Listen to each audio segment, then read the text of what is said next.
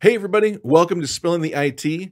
This is a comprehensive and global look at technology trends, issues, and developments within the IT channel. Adam Burke, VP of Partnerships, joins me every week to spill the IT on what's happening today and where the channel is going tomorrow. Adam, how are you doing? Doing well, Paul. Doing all right. How's everything Nice. going in your world? Good. Things are good. Everything's going well. I bought myself a drone over the weekend. It was one of those impromptu purchases that I was like, if I think too long about this thing, I'm going to regret it. So I'm just going to go do it. Just waiting for it, huh? And having fun flying that thing around? I love it. So here's the thing. If you go on YouTube, there is quite a drone community, and I get it because it's very fun. It's very enjoyable. Nice, Yeah. nice. Have you made any ridiculous impromptu purchases? Ridiculous impromptu purchases. I am an impulse shopper. I do get in trouble from time to time from grabbing things that are like, well, that looks cool. Um, nothing comes to mind, top of mind right now, but well,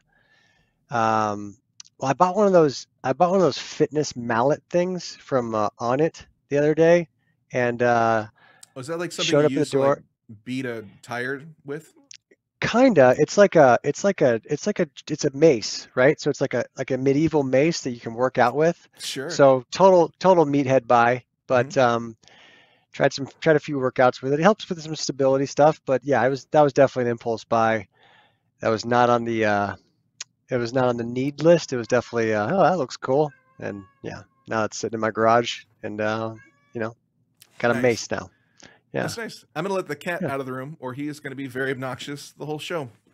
No, that was a real cat. Paul's got real cats, and they from time to time make noise in his studio there, which is fantastic. Guys, this is a professional show where we talk about drones, maces, cats, and other things happening. Let's get into it. So let's dive in, Adam. Log4j vulnerability. Look, how about Yeah, that smooth transition? yeah, that was smooth, and yeah, that's kind of got the internet and everybody a little bit on fire right now, searching for those vulnerabilities. Log4j is in. I don't know if you look at all the applications that are affected by it, it's everywhere. Yeah, Organizations are kind of scrambling right now I heard to. I heard a great analogy of so if you're watching and you're like, what is log4j? Uh, it is it is like you said everywhere. I heard somebody like do such a great explanation of it. They said, think of salt. And if you said, where is salt in the kitchen? You might point to a container of salt, but you probably wouldn't point to the sandwich. You wouldn't point to the soup. You wouldn't point to the Gatorade, but it is everywhere in everything. Yeah, so the high level, it's a framework that that records user activity and behavior on Hmm. applications, and it's an Apache, it's distributed nonprofit Apache Hmm. software, Hmm. and it's tied into it's one of the most like common tools for collecting information on users Hmm. and applications and servers. It's everywhere. It's everywhere. So everyone's trying to figure out where it is in their environment and what patches are required to shut down the vulnerability.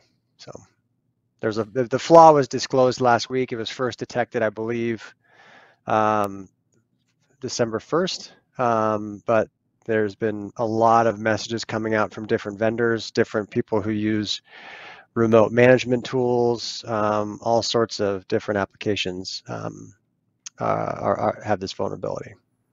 I went to lunch with Tim last week, and literally the entire lunch, he's like, "I'm sorry, I have to take this call," because it was nonstop. And I'm not laughing because oh, it's a funny situation, like it's a very serious situation, but it was amazing how it just was relentless. Like Well, everybody's being yeah, affected. everyone's being affected by it, and the thing is, even after you install the patch or the update or the mitigation, um, all vendors are coming out with their kind of their recommendations and workarounds, and a lot of them are working on patches. Hmm. But the problem is, it was discovered this month, and it's a flaw, and as a lot of people don't know if the people had enough time to exploit that vulnerability to basically have bad actors establish a foothold, because basically it gives bad actors an access to your environment through the vulnerability. Hmm. And cyber criminals and folks may have already installed malicious code um, in an environment even after you've patched the system. So there's going to be a lot of potential ramifications going forward.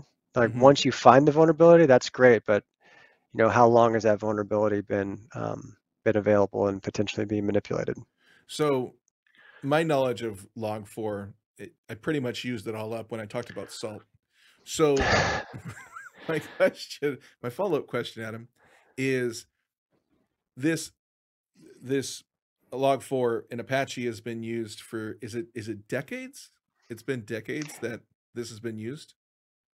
Yeah, Log4j Log4j is the framework that Hmm. records user activities. So it basically communicates activity on platforms. And there's the vulnerability it's in all sorts of applications. It's in, I mean, name one, it's probably there.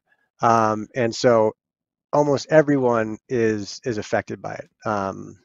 So And has that exploit been around for as long as this framework has been around, or is it just recently been exploited? well, it was disclosed. So Wall Street Journal, and I'm on a blog kind of live stream kind of thing here where people are updating and like who's getting hit with what, and Hmm. what vendors are coming out with what patches when. But it was disclosed by Apache last week. Okay. So and what it does is it allows attackers to execute code remotely on a target computer. And that means that they can steal data, they can install malware, they can take control of that system um, remotely by leveraging this exploit. Can you So they can. imagine the guy or woman, I don't know who it is, who discovered this and then had to fire off that email that says, we got a problem. This is not great. That had to be an uncomfortable email string. Well, yeah, that's and then the thing is, it's a free, it's a it's a framework that everybody uses, right? Hmm. So I was on a I was on I was on a call the other day with someone in the sales world, and he was giving me the analogy of, and it was kind of a cool analogy. He was saying, hey, what do you want to invest your time in to sell?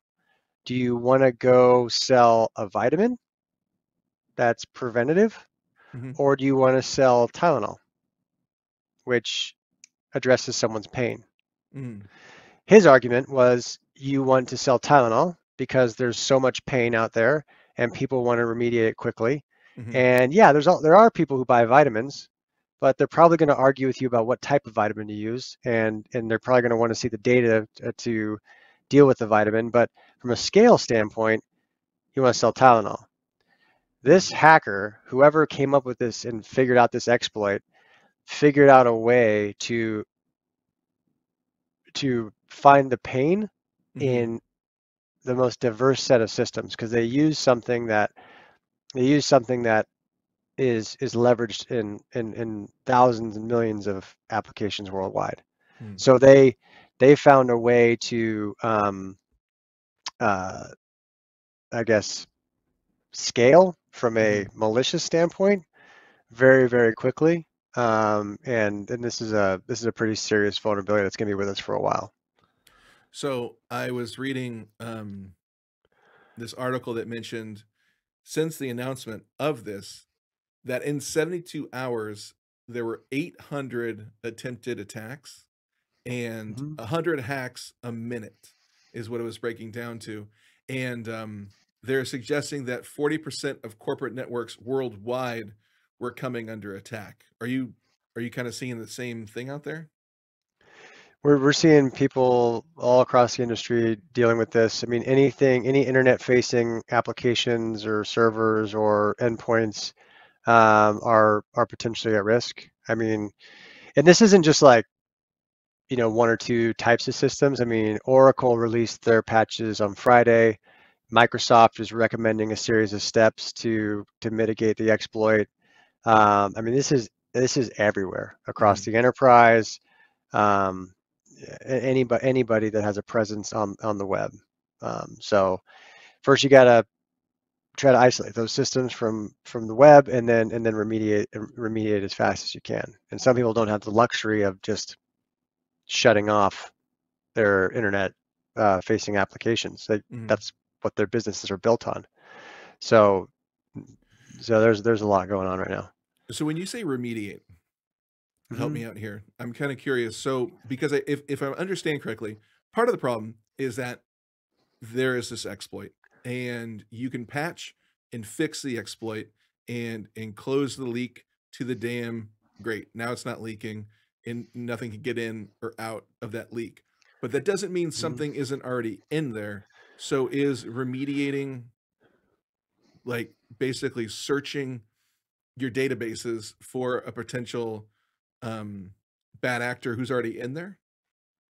Yeah, so you write scripts, and we run an incident containment incident response team. So you're basically writing scripts and automating as much as you can, Hmm. looking for malicious code and things that don't belong Hmm. in the environment and that are acting in a suspicious way. Okay. So there's great technology for anomaly detection. First thing you got to do is you got to triage the situation, right? So Hmm.